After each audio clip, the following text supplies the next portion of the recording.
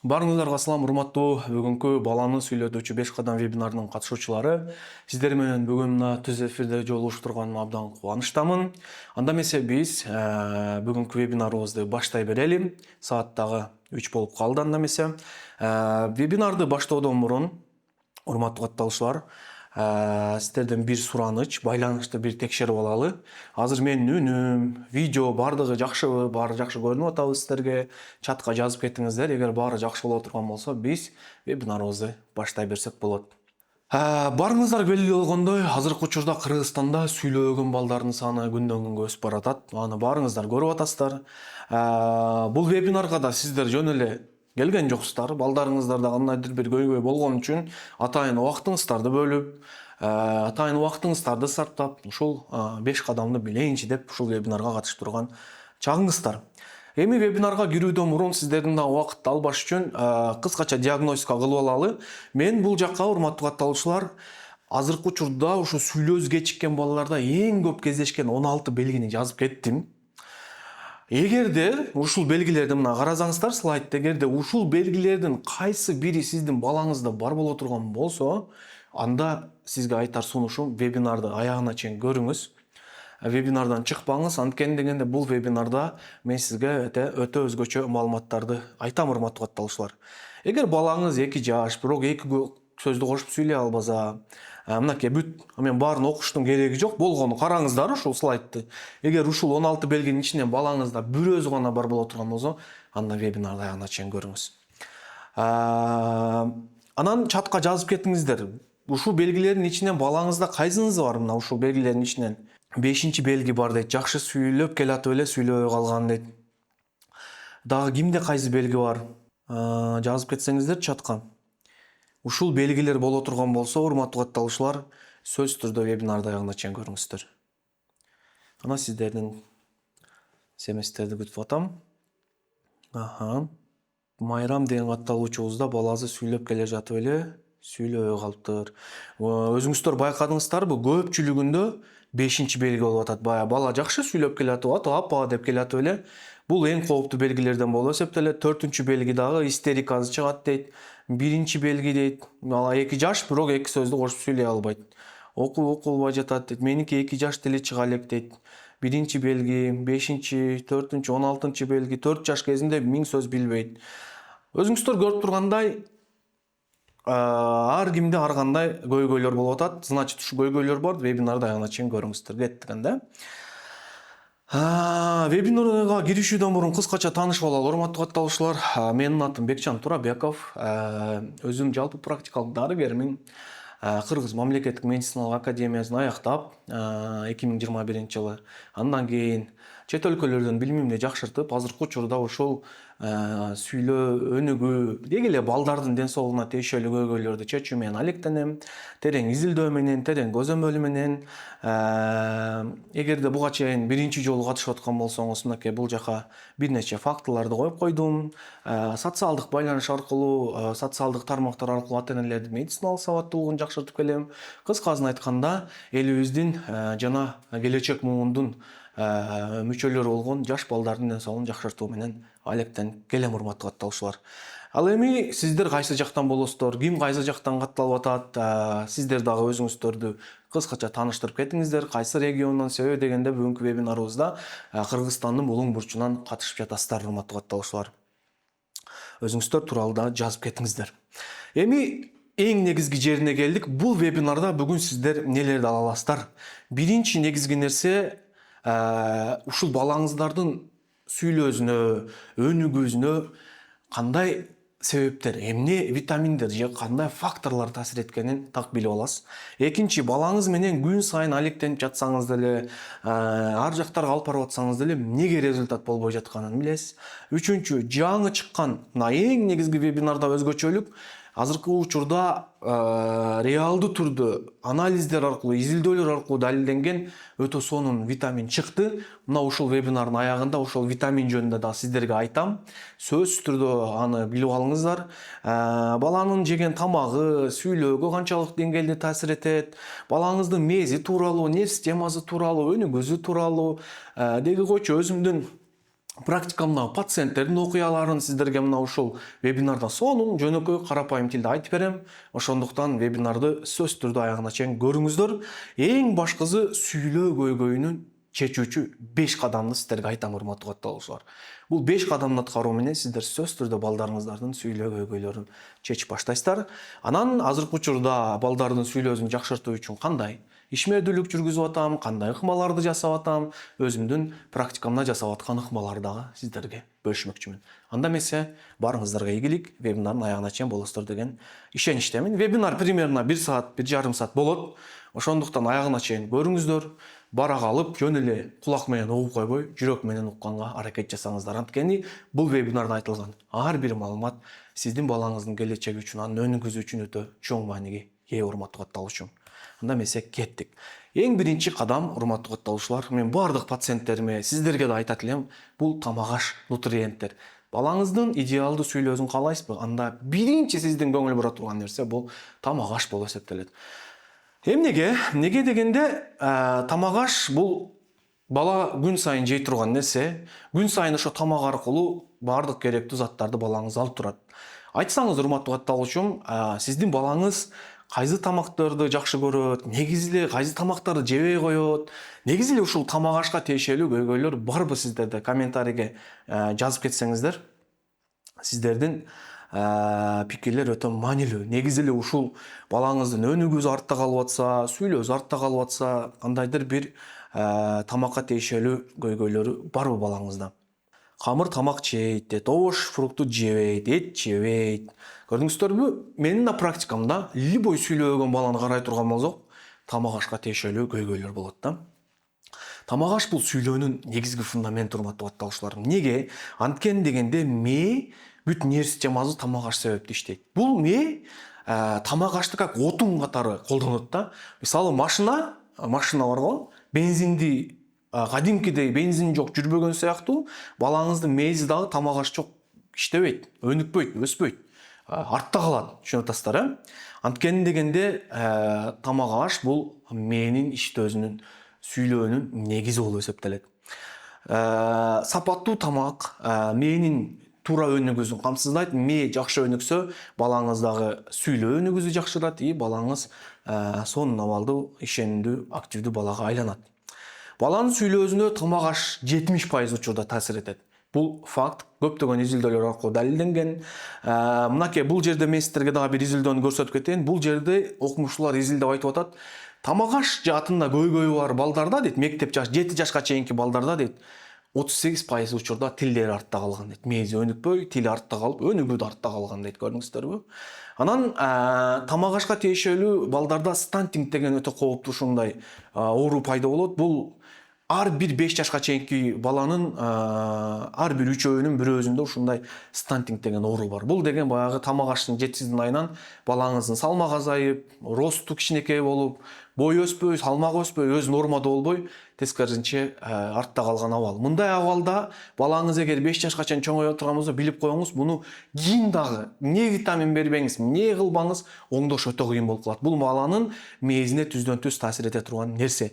Кыргызстанда статистикалык изилдөөлөргө таянсак, 20% балдарда 5 жашка чейинки абалында стантинг деген бар. Бул деген ошо тамак аштын жетишсиздигинен балдар арык, толук нутриенттерди кабыл албайт, өзүнүн веси нормасына туура келбейт. Бул өтө чоң көйгөй, урматтуу катталуучулар. Бул көйгөйдү чечүү үчүн азыр бизде сүйлөгөн балдары бар ата-энелер түрдүү нутрициологторго кайрылып атат, түрдүү жерлерге кайрылат. Балам тамак жебейт, эт жебейт. Кандай кылсам болот деп сиздер деле кайрылсаңыздар керек. Алар айтат, балаңа диета жада калса, азыркы учурда ушундай нерселер чыгыптыр. Сүйлөгөн балдарга эт бергенге болбойт дейт. Банан бергенге болбойт. Камыр тамак бергенге болбойт, сүт бергенге болбойт. Итак, балада өзүндө көйгөйлөр болуп атса, дагы чектөө менен кайра бул нутрициологиялык көйгөй андан бетер күчөп атат, урматтуу катталуучулар. Туурабы? Туура. Ошондуктан баланы чектеп, исключение кылып, андай кылуу менен эч качан биз тамак ашын жакшырта албайбыз. Мага дагы көптөгөн ата-энелер кайрылып, доктор, биз нутрициологко бардым эле, тигиге бардым эле, банан жегизбей койду, сахар жегизбей койду, тигини жегизбей койду. Аябай строгий диетадабыз.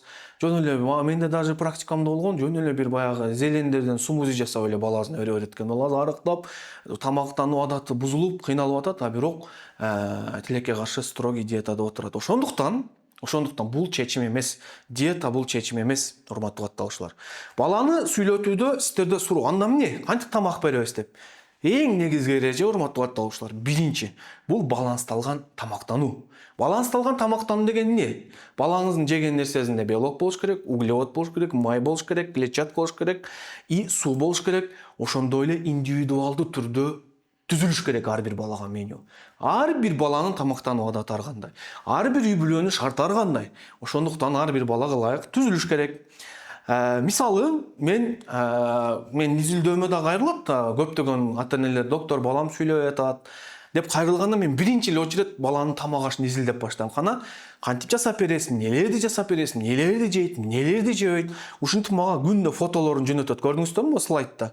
Мына завтрак моуну жеди, обед моуну жеди, ушинтип баланын тамак ашын терең диагностика кылып отуруп, изилдеп отуруп, кайсысын жейт, кайсысын жебейт деп отуруп, индивидуалдуу түрдө ар бир балага меню түзүлөт, урматтуу катталуучулар.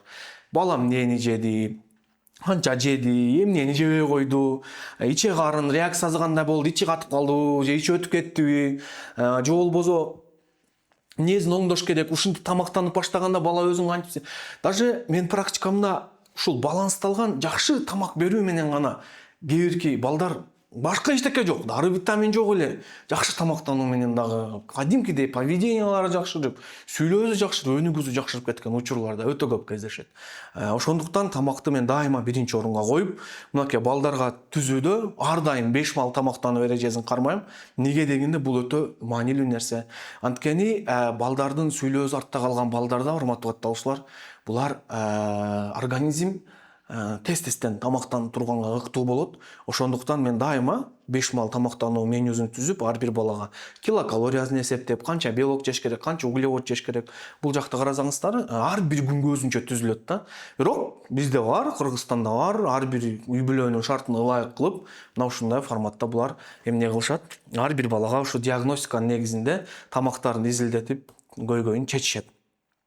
Мынакей бул дагы ушул диагностикага катталып, баягы баласы такыр тамак жебей, уже туура план түзгөндөн кийин баласыз кадимкидей самсы жеп калган эненин пикири.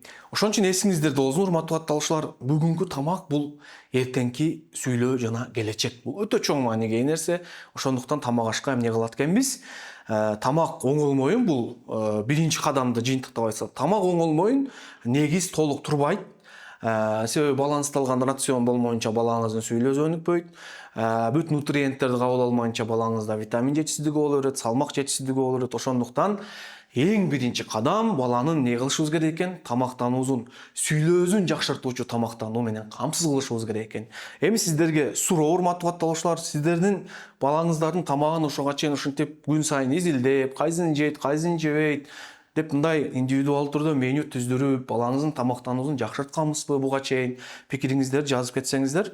Меню мүмкүн болсо Инстаграмга коюңузчу сураныч. Бул меню ар бир баланыкы өз өзүнчө болот. Эч качан баягы бирөөнүкү бирөөгө окшошпойт, урматтуу катталуучулар. Ар бир бала өзүнчө. Менин балам ширин жейт, тамак жебейт, жашы 2 жаш 3 ай. Саналуу сөз сүйлөйт. Мына эң биринчи сиздин балаңызга, урматтуу Нурзат айым, оңдой турган нерсеси бул тамак аш. Ошон үчүн бул өтө чоң мааниге ээ. Так, буга чейин сиздер балаңыздардын тамагын ушунчалык терең изилдетип, оңдотконсузбу? Негизи эле ушул тамак ашын оңдогуңуз келеби, урматтуу катталуучулар, ошо боюнча жасасаңыздар. Тамак ашты жакшы жеп калыш үчүн эмне кылыш керек? Менин балам 6 айлык болду, эмнеден баштап? Эң биринчи ушул прикормдон башташ керек да, урматтуу катталуучу. Себеби дегенде баардык база ушул прикормдон башталат. Анткени дегенде бул негизги нерсе. Менин балам 4 жашта тамакты жакшы жейт, бирок арык ошондо десе. Бирок бул жерде көрдүңүздөрбү? Ошон үчүн ар бир балага индивидуал түзүлөт деп атканым ушуда. Сыртынан жакшы жегенде көрүнүшү мүмкүн, бирок иче карынында маселелер болушу мүмкүн. Сиңбейт. Тамак жейт, бирок сиңбейт. Ошондуктан ар бир балага меню, стратегия, тамактануу планы индивидуалдуу түзүлөт. Эч качан мындай шаблон эле мону берип кой балаңа там глютен бербе, сүт бербе, тигини бербе деп койгон иштебейт тилекке каршы. Кээ бир балдарга глютен берген тескерисинче пайдалуу, сүт берген тескерисинче сүйлөөсүн жакшыртышы мүмкүн. Ошондуктан эч качан антип баягы кылбаш керек. Мына жок таптак резилдетпептирмин дейт, оңдоткум келет дейт. Балаңыздын тамак ашын оңдоткуңуз келсе, сөзсүз түрдө анда вебинардын аягына чейин көрүңүз урматтуу катталуучум. Анда эмесе биз кийинки жака өтө берели. Анда эмесе кеттик урматтуу катталуучулар.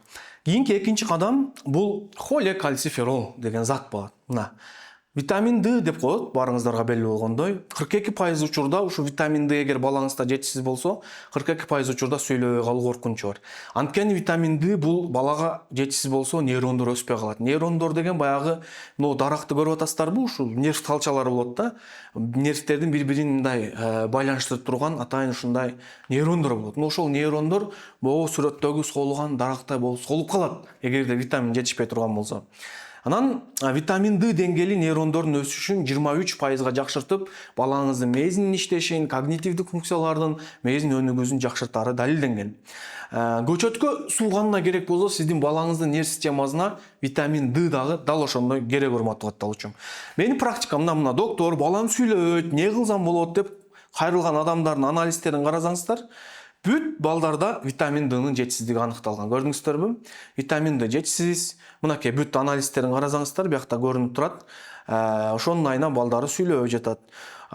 Бул пациентти карасаңыздар, мына 1 жыл бул пациент түрдүү терапияларга барган.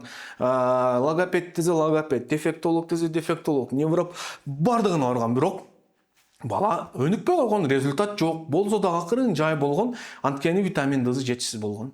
Анан кийин диагностика аркылуу мына ушуну билип, витамин D'сын оңдогондон кийин уже кадимкидей баласы үнүн чыгарып, бетин кармап, кадимкидей эле баягы эч нерсе болбогон балдардай эле болуп өнүгүп баштады. Мындай учур өтө көп кездешет урматтуу катталуучум. Бирок бир нерсени билип коюңуздар. Туура диагностика кылбай туруп витамин D берсе, бул кайра баланын нерв системасын талкалап коюу коркунучу бар. Витамин D ушундай витамин нерв системасын реалдуу түрдө талкалап коет. Анткени бул витамин D организмге туура эмес берилгенде гиперкальцемия деген оорууну чакырып коет. Кальцийдин деңгээлин көтөрүп берет да. Ошого карабай көп энелер азыр мына өз алдынча интернеттен кайсы витамин D жакшы экен деп бирөөлөрдөн сурап алат дагы, бере берет урматтуу катталуучулар. Анализи жок берет. Сапатсыз, туура эмес дозада, курамы начар витамин D'ларды өз алдынча балдарына берет. Сиздер мына чынчылдык менен айтсаңыздар, өз алдынча балаңызга витамин D бересизби? Мына чындык жооп берип кетсеңиз, витамин D нормада 90 нанограмм на литр болуш керек. Көпчүлүк энелер витамин D'ны жөнөкөй эле витамин деп ойлошот. И туура эмес берүү менен даже ушу витамин D'ны берип атып, баламын нерсе болгон жакшыртам деп атып, витамин D'нын айынан балдардын нерв системасын талкалап коюу коркунучу бар да. Мына витаминди бере берсем болот. Эч качан урматтуу катталуучулар өз алдынча витаминди бергенге болбойт. Хоть ушунчалык акылдуу болсоңуз дагы, ушунчалык мыкты болсоңуз дагы өз алдынча балдарга витамин D'ны мен эч качан сунуштабайм. Себеби мен как врач катары практикамда да өтө көп көрдүм. Канчалаган энелерди көрдүм, гиперкальцемия менен кыйналгандарды көрдүм. Эч качан бирде берип, бирде бербей, бул оңчук нерсе эмес витамин D. Витамин D'га өтө серьезный мамиле кылыш керек. Мына ооба берип атам дейт, берем дейт, текшерип эле бергем дейт. Бизде текшергенде көбү бир жолу текшерет, анализинен аз экен деп туруп эле бере берет. А дальше эмне болду эч ким билбейт. Туура беришти билбейм дейт, каледан берем дейт. Көрдүңүздөрбү, сапаты начар, же анализи жок, же сапатсыз, туура эмес дозада көпчүлүк энелер бизде берип атат урматтуу катталуучулар. Эми ушинтип туура эмес бергенин айынан мына караңыздар, гиперкальцемия деген оору пайда болот балдарда. Бул уйкучулук, летаргия, алсыздык, булчуңдардын тонусун, тилдин тонусун начарлатат, көңүл топтоонун начарлатат, баш айлантып, кыскасын айтканда, баланын нерв системасын талкалап коюу коркунучу бар өз алдынча бергенде. Ошого балага мен дайыма айтам, сиздерге да бүгүнкү вебинарда айтып коем. Урматтуу ушу вебинарга катышып аткан катталуучулар, эч качан диагностика кылбай туруп, баланын организмин терең изилдебей туруп, бир да витамин D'ны бербеңиздер. Себеби дегенде мен сиздерге сунуш кылбайм. Как ушул витаминдер боюнча мен мынакей урматтуу катталуучулар 900 беттик китеп жазгам. Караңыздар. Мен жөн эле ойноп сүйлөп аткан жерим жок. Ушул 900 беттик китебимде 2000ге чукул изилдөөлөрдү киргизген. Мына бүт слайд мына бакта бүт изилдөөлөр, шилтемелери. Мен витаминдер боюнча ойноп сүйлөп аткан жерим жок, ошондуктан бул боюнча өтө көп өмүрүмдү сарптаган витаминдерди изилдегенге. Кыргызстанда пока кыргыз тилинде витаминдер боюнча эч ким китеп жаза электе, муну мен жазгам, урматтуу катталыштар. Ошондуктан сиздерге сунушум баланы диагностика кылбай туруп, хоть ким гана айтпасын, бере бер, коркпо. Там Детримакс айтабы, Вигантол, могу жакта мисалы X койгон препараттарды негизи эле мен уже канча жылдан бери эч бир балага, эч бир ата энеге сунуштабай калгам. Себеби мен практикамда күн сайын изилдейм, күн сайын карайм, канчалаган балдардын реакцияларын карайм. Ошондуктан урматтуу катталушулар, витаминдерди диагностика кылбай туруп өз алдынча берүүнү сунуштабайм, урматтуу катталушулар. Леситин, омега, негизи эле кандай гана витамин болбосун, баланын организмин изилдебей туруп эч качан бере көрбөңүздөр. Себеби витамин берем деп кайрадан баланын ден соолугун талкалагалы коркунучу бар. Бул факт. Эми сиздерге лайфхак. Сиздерде суроо туулушу мүмкүн. Доктор, давай, сен негизи өзүң ушу диагностикага катталгандарга витаминди сунуштаганда нелерге көңүл буруп сунуштайсың? Практикаңда негизи ошол боюнча айтып кетчи деп сиздерге суроо туулушу мүмкүн. Мен айтып кетейин. Бул сыр эмес. Мен 10 факторго көңүл бурам, урматтуу катталушулар. Биринчи, баланын жашы, баланын салмагы, баланын тамактануу адаты, баланын эшикте жүрүү адаты. Бул да өтө, себеби дегенде күн нурунан витаминди пайда болот. Баланын иче карын иштөө системасы кандай сиңирет, эмне болот? Баланын кошумча оорулары өнөкөт кандай? Ич катуусу барбы, целиакиязы барбы, лактоза недостаточность барбы, анемиязы барбы, же деги эле кандай кошумча оорусу бар? Бүт ошолор изилденет. Баланын нерв системасынын абалы, витаминди таасир берүүчү заттардын деңгээли, витамин Д'нын сиңирүүсүнө.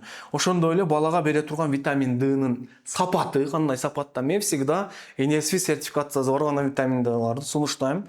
И балада витамин Д'нын дозасын туура аныктап, ошол аныкталган доза кандай жардам берип атат. Мына ушул нерселерге өзгөчө көңүл бурам. Себеби жөн эле балага дозаны аныктап коюу бул өзүнчө нерсе. Ал дозаны сиздер даже интернеттен эле таап алышыңыздар мүмкүн. Бирок ошол тандалган доза индивидуалдуу түрдө ошол балага кандай эффект берип атат.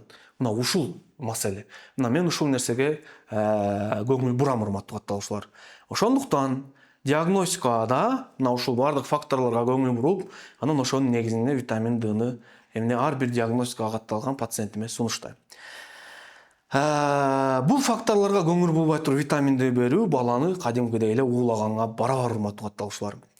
Ошондуктан бул экинчи кадамда жыйынтыктап айтсам, витамин Д'ны берүүдө мен өзүмдүн практикамда айтып кетейин. 10 эреженин негизинде витаминди жазып берем диагностика алкагында. NSV сертификат деп коет. Дүйнө жүзүндө 1947-жылы негизделген. Ушу баттарды, витаминдерди текшерүүдө эң күчтүү компания. NSV сертификациядан өткөн препараттар сапаты жактан, эффективдүүлүгү жактан өтө күчтүү деңгээлде болот. Өтө сапаттуу болот. И баланын ден соолугуна кооптуулук жаралбайт. Ошондуктан жалаң NSV сертификациядан өткөн, курамы таза, балага зыяны жок, спирт жок, курамында ар кандай ароматизатор, химия жок препараттарды тандайм. И витаминди берип жатканда сөзсүз баланын абалын байкап турам. Кандай болуп атат бала, кандай реакциялар пайда болуп атат, агрессиясы күчөп атабы, же эмне болуп атат. Анан балада Д витамин кандай эффект берип жатканын балам. Жөн эле дозаны аныктап коюну, аны любой врач аныктап коет. Бирок ошол аныкталган доза кандай эффект берип атат? Мына честно жазсаңыздар комментарийге, буга чейин сиздерге мисалы кайсы бир врачыңыз витаминди жазып берген, и ошол доза кандай эффект берип атканын аныктаганбы, изилдегенби, караганбы, эффект кандай болуп атканын? Мен VIP көзөмөлүнө жазылып аткан Гүлзада айым, пикириңиз үчүн терең ыраазычылык билдирем сизге. Мурунку вебинарлардан атайын ишеним көргөзүп, бүгүнкү вебинарга дагы катталышып атат көптөгөн катталуучуларыбыз. Мына ошолордун бири Гүлзада айым. Буйрузу азыр сонун тамактанып, мына витамин Д'нын бардык ушул эрежелерди сактап, как раз ошол диагностикадан кийин көзөмөл алкагында берип аткан жок дейт. Мына Элнур айым жок деп атат. Жок. Диагностиканы кантип кылабыз дейт. Изилдеген эмес. Диагностиканы сиздер кылбайсыздар. Диагностиканы мен жасайм. Мен атайын ушундай диагностика деген кызматым бар. Мына ошол боюнча анан сиздерге кененирээк кабар берем. Вебинардын аягына чейин көрсөңүздөр. Караган эмес. Көрдүңүздөрбү? Бул жерде витамин Д'нын дозасын билип коюу өтө оңой, урматтуу катталуучулар. 3 тамчы өрүп кой, 4 тамчы өрүп кой, 5 тамчы өрүп кой, 2 тамчы өрүп кой, 1 тамчыдан бери бер. Ким билет дальше ошол берген доза кандай эффект берген. Мына ушул жерде нерсе, подвох ушул жерде да. Көпчүлүк врачтар да бул нерсеге көңүл бурбайт, ата-энелер да көңүл бурбайт. Мен практикамда диагностика өткөргөндөн кийин бул нерселерге өтө өзгөчө эмне көңүл буруш керек, урматтуу катталуучулар. Ошондуктан сиздерге эреже, ар бир ай сайын дозаны өзгөртүп, анализдер аркылуу карап, сөз түрдө эмне витамин Д'ны туура эрежелер менен бериш керек. Эми буга чейин сиздер кантип берип жүргөнсүздөр? Мынакей бул жакта Альбин айым жазып атат. Мен буга чейин вообще туура эмес берип жүрүпмүн. Ар кандай сетевиктердин витаминдерин берип жүрүптүрмүн дейт. Мынакей аквадетрин берсем ошол ичкен күнү жөтөлүп чыккан эле дейт. Себеби көпчүлүк витамин Д'ларда курамында ароматизаторлор, химиялык заттар, спирт, оор түрдүү заттар болот. Ошолорду менен жасап салат, балдарга коопсуз деп, бирок балдарда ар кандай аллергияны чакырышы мүмкүн, урматтуу катталуучу. Ошондуктан абайлаш керек. Төрөлгөндө дытыр берилет. Төрөлгөн балдардан баштап, негизи мен төрөлгөндөн сразу берүүнү сунуштабайм. 4 айлыктан баштап бериш керек. Себеби дегенде төрөт, 4 айлыкка чейин бала активдүү түрдө эмчек эмет, эненин витамин Д'сына көңүл буруп эле эмчек сүтү менен камсыздап турса болот негизичи. 4 айдан кийин негизи сунуштайм көпчүлүк учурда. 3 тамчы берчүмүн дейт. Барганбыз, бирок жазып берген витаминден дейт. Эч кандай результат алган жок. Мына Наргиз айымдын пикири конкретный факт. Витамин Д анализ тапшырган, врач жазып берген, бирок эч кандай результат жок. Неге? Анткен дегенде терең изилдөө кылынган эмес, жана эрежелер сакталган эмес, урматтуу катталуучулар. Бул тилекке каршы биздин өлкөдө. Себеби витаминдер темасына келгенде көпчүлүгү изилдей бербейт, урматтуу. Мен муну изилдеп окуй берип, булар канчалык маанилүү экенин, канчалык витаминдер балага керек экенин ушу китеп жазып атканда бардыгына күбө болдум, урматтуу катталуучулар. Ушу 900 беттик китеп жазып атканда витаминдердин темасын англоязычный бүт изилдөөлөрдү окуп чыгып, мындай тытып ийгенге аракет кылгам да, негизичи ушул изилдөө кылыпчы. Ошондуктан бул темада көбү бизде мындай глубокий кирбейт, глубокий изилдей бербейт. Ошондуктан мен ушул эрежелерди атайын өзүмдүн практикамда изилдөөлөргө таянып чыгаргам, урматтуу катталуучулар. Кеттик эми. Демек, экинчи кадам сиздерге түшүнүктүү. Эми үчүнчү кадам ферритин деген зат бар. Баарыңыздар аны билесиздер. Менин практикамда дагы бул эң чоң көйгөйлөрдүн бири болуп эсептелет, урматтуу катталуучулар. Ферритин деген бул баланын мээзинде, мына карасаңыздар, мына слайд көрүнүп атабы? Баланын мээзинде мына сүйлөгөнүндө биринчи бала угат, анан ошо укканын түшүнөт, буну вернике борбору деп коет. Анан түшүнгөндөн кийин тилин сүйлөтө турган борбор бар, буну брока борбор деп коет. Андан кийин анан ошол тилинин кыймылын контролдой турган центр бар, мынакей. Атайын кортексте. Көрдүңүздөр, ушул 4 борбор болот мээдечи. Ушу 4 борборду нормалдуу түрдө синхронно иштеш үчүн ушу ферритин деген зат керек да. Көрдүңүздөрбү? Эгерде ферритин аз болсо, балаңыз анемия болсо болду. Балаңыз же угузунда маселе болот. Укса дагы көпчүлүк балдар угат, бирок могу вернике деген борбор аркылуу түшүнө албайт, эмнени угуп атканын билбейт. Неге дегенде булар гипоксия айынан кыйналып турган учур болот. Мисалы, машина бензин жок жүрбөгөн сыяктуу эле мээдеги мына сүйлөөгө таасир эткен X коп койгон бүт ушу борборлор кадимкидей эле иштебей калат, урматтуу катталуучулар. Көрдүңүздөрбү? Мынакей караңыздар, бул мээ баланын организмине ферритин аз болсо темир запас азаят. Темир запас азайса бүт нутриенттер, кислород бардыгы баланын мээзине жетпей калат дагы, мээ чарчайт кадимкидей. Мындай балаңыздын мээсинин заряды өчүп калгандай эле состояние болот да, ферритин астыгынан, анемиянын айынан. Ферритин аз болсо темир жетишсиздиги пайда болот, темир жетишсиз болсо гемоглобин азаят, гемоглобин азайса кычкылтек жетишсиздиги пайда болот да, балаңыздын мээсинде кислородный голодание пайда болот, гипоксия деп коет. Бул гипоксияны сиз кетириш үчүн Өзбекстанга учуп барып, жанагындай бара камераларга отурушуңуз мүмкүн. Балаңызды алып алыпчы, мисалы ар кандай бир жерлерге кислород коктейлдерди ичишиңиз мүмкүн. Бирок алар бул маселени чечпей турмат деп аталышулар. Канча саат бара камерага отуруңуз, канча саат не кылыңыз, убактылуу эле балага баягы мээзине кислород бериш мүмкүн да сиз кичине бир измененияны байкап, ушинтип убактылуу эле жүрө бересиз.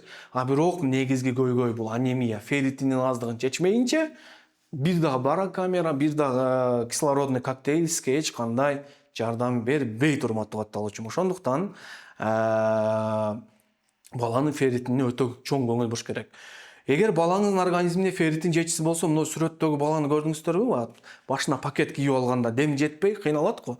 Дал ушундай болуп туруп балаңыздын мээзи кыйналып, ошондайынан сүйлөөсү кечигип, өнөгүзү кечигет да. Көрдүңүзбү? Ферритиндин деңгээли төмөн балдарда сөз байлыгы 27%га төмөн болгон. Мына изилдөөнүн ссылкасы менен коюп койдум. Көрдүңүздөрбү? Бул факт. Менин практикамда дагы сүйлөөсүндө, ошо өнөгүзүндө артта калган балдарда 99% учурунда ферритин аз болот. Мына карасаңыздар анализтерди. Бүт ферритин бирөөнүкү 9, бирөөнүкү 2, но бир пациентим болгон даже 0,01ден да ылдый түшүп кеткен. Балам ушу сүйлөбөйт деп диагностикага катталган. Текшере келгенибизде бүтүндө мына ушундай ферритин низкий чыгат. Нормада ферритин 90 микрограмм на литр болуш керек да. Нормада 90 микрограмм на литр. 90дон ылдыйбы? Баягы бала өнүгүп жаткан учурунда 90дон ылдыйбы? Болду, уже бул баланын мээзине кадимкидей таасир этет. Мына бүт менин практикамда кездешкендерди көрдүңүздөрбү? Ферритиндер аз. Ушу бүт диагностикага катталган пациенттердин анализдери практикада. Ферритин караңыздарчы, кээ бирөөлөр колу буту муздак дейт бүт ушу ферритинден. Ферритин 7 дейт. Өтө чоң кооптуу абал урматтуу катталышуулар бул нерселерчи. Так, эми кеттик анда. Эң өкүнүчтүүсү ушул ферритин астыгынан жүргөн балдар, ата-энелер эң биринчи ушу терең диагностика кылдырбай эле невропатологторго барат, башкасына барат, ар кандай ыкмаларды жасап убакытты өткөрүп алган да. Изилдөө эч ким кылбаган. Кээ бирки даже ферритин айынан бала сүйлөбөй жатса деле, сенин балаң аутизм экен деп, даже кээ бир балдарга аутизм деген диагноз коюп салган. Ошону угуп алып, канчалаган энелердин сөөгү сыздаган урматтуу катталушулар. Чынында бул өтө оор нерсе. Балаң ферритин айынан сүйлөбөй атат, а бирок сага келип, сенин балаң аутизм деп атса мисалы, сизге айтса, кандай состояние болосуз мисалычы. Ошондуктан бул диагностиканын жоктугунун айынан өтө көп көйгөйлөр болот да. Ошого баланы дарылап бир нерселерди кылуудан мурун урматтуу катталушулар, балаңызды сүйлөтөм, тигиге алып барам, буга алып барам, эртерээк бир нерсе кыла кой, көрсөтөйүн, бир нерсе кылайын, башын тарттырайын дегенден көрү, шашпай биринчи баланы терең изилдеш керек, диагностика кылыш керек, организмин терең изилдеш керек. Бул өтө мааниге ээ. Мен изилдөөмө ошо диагностикама жазылган пациентимдин окуясы менен да кыскача бөлүшүп кетейин. Бул пациентим тоже ушу баласынын белгилери аутизмге окшоп, нутурсиологко барат, аяктан чото балаңа мээзине кислород жетпейт экен, 2% жетет экен деп массаж кылдыра коет. И так баласы кыйналып турган учурда массаж кылып, 2 күн ичинде эле баласы артка кетип, истерика болуп, колдорун титиретип эчтеке кыла албай калат. Анан эне жазып атат: "Докторум, эмне кылышты билбей калдым." Тияк бияк деп жанагы нутурсиологко кайрылса, ал айтып атат: "Сенин балаңда аутизмдин белгилери болуп атат. Себеби массажда минтпеш керек эле. Ошого НС деген анализди текшер" дейт. Эги тарттыр дейт, мээзин тарттыр, МРТ, киши кылса бүт нерсени айтат. Баягы корккон эне: "Доктор, кыла берейинчи" деп мага жазып атат да. Мен айтып атам: "Жок, бул менин диагностикама жазылгандан кийин уже менин жоопкерчилигимде да". Айтып атам: "Урматтуу эне, шашпаңыз. Мен азыр сизге бардык нерсени жасайм. Шашпай изилдеп көрүп, диагностика кылып, чын эле аутизмби же эмнеде мындай болуп атат балаңыз? Изилдейли биринчи. Диагностикага мына эми эле жазылдыңыз, шашпай туруңуз" деп туруп, изилдөөнү баштадык. Мен дароо анамнез чогулттум, көйгөйлөрүн көрдүм, баланын видеолорун көрдүм, онлайн форматта болуп атат баарычы. Бүт эне жөнөтүп атат, анан анализдер жазып бердим, диагностиканы баштадык ошентип. Баштаганда мына карасаңыздар, анализдердин жыйынтыгы чыкты. Жыйынтыгында баласында ферритин 8 болуп чыкты. 8 микрограмм на литр. Өтө критикалык деңгээлдеги абал чыкты. Көрдүңүздөрбү? Ушунун айынан бала сүйлөбөй кыйналып атса, мисалычы, баягы изилдебей турган адистер ар кандай аппараттардан өт деген да. Эгер могу эне диагностикага катталбай, изилдетпей эле жөн эле ошолорду жасай бергенде өтө чоң кооптуу абалдар кабыл алат эле. Жана НС деген анализ бар, недоказанный анализ. Аны тапшырды, анызы повышенный чыгат эле да, аны көрүп туруп, вот балаң мына точно 100% аутизм деп айтат эле да.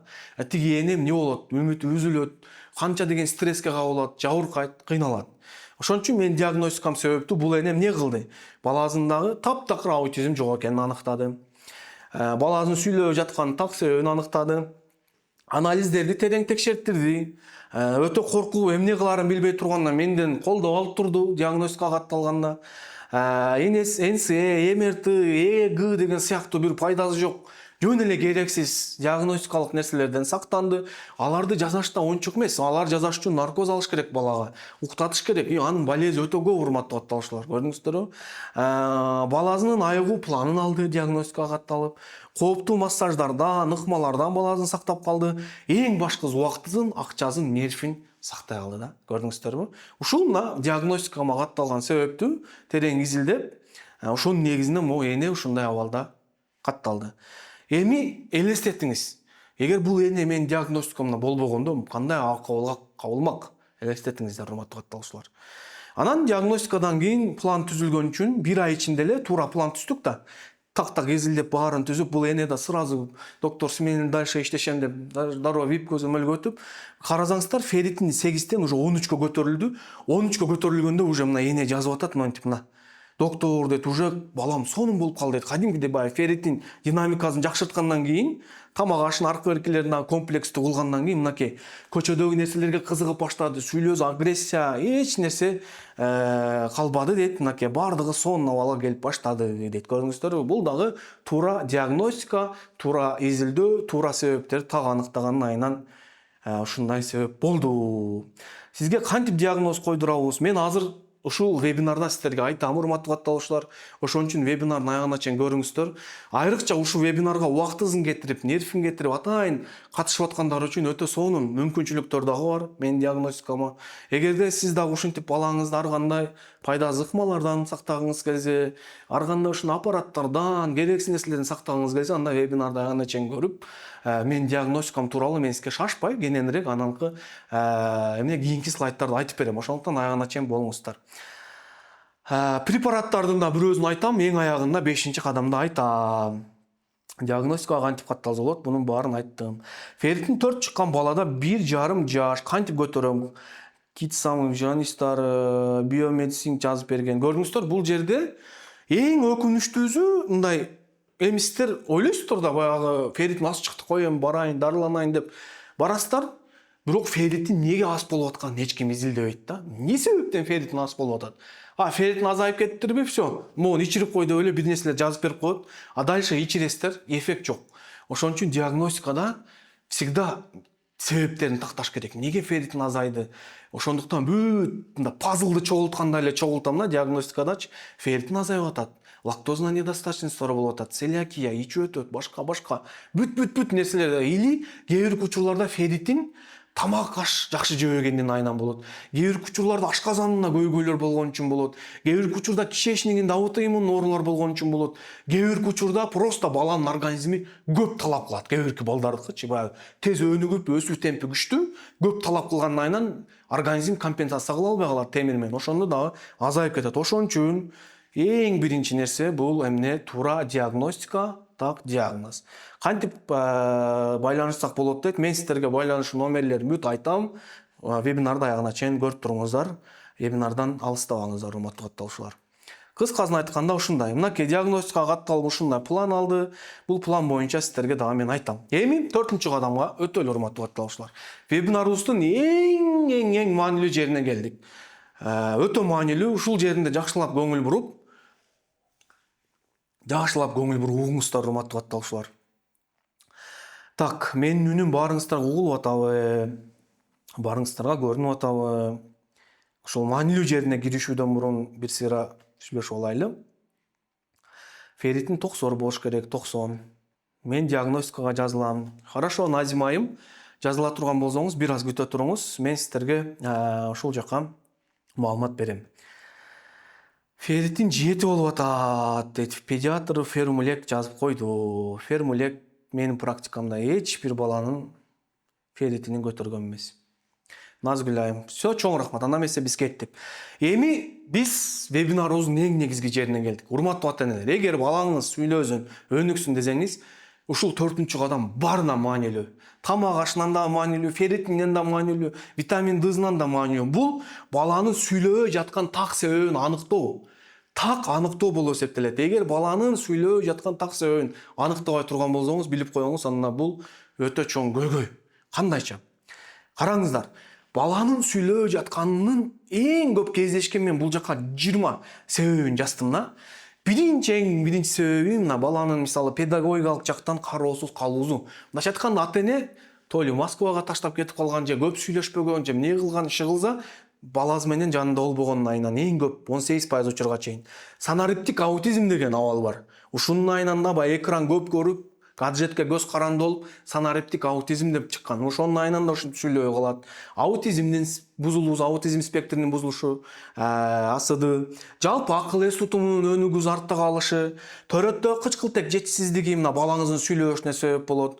Угуунун тубаса же кийин пайда болгон начарлашу, угуу дагы өтө чоң мааниге. Кош бойлуулукту кездеги эненин инфекциялары, токсикоз. Бизде Кыргызстанда любой энени карасаңыздар, кош бойлуучуда токсикоз болот. Айтсаңыздар, сиздерде эле токсикоз болуп ушундай абалдар болгонбу? Айтып кетиңиздер. Анан генетикалык абалдар аркылуу сүйлөбөй калышы мүмкүн. Ашыкча камкордук, гиперопека деп коет. Балага аябай эле эмне кылса эле баягы жесттер менен тигин көрсөтсө аны алып бере калып, буну кылса кылып бере калып, ошонун айынан да сүйлөбөйт. Гиперактивдүүлүк, СДВГ деген оору бар, ошонун айынан бала сүйлөбөшү мүмкүн. Кыскасын айтканда, урматтуу катталуучулар, мына бул 10 себеби. Бул кийинки билингвизм деп коет, баягы бир үйдө сразу 3-4 тилде сүйлөшөт.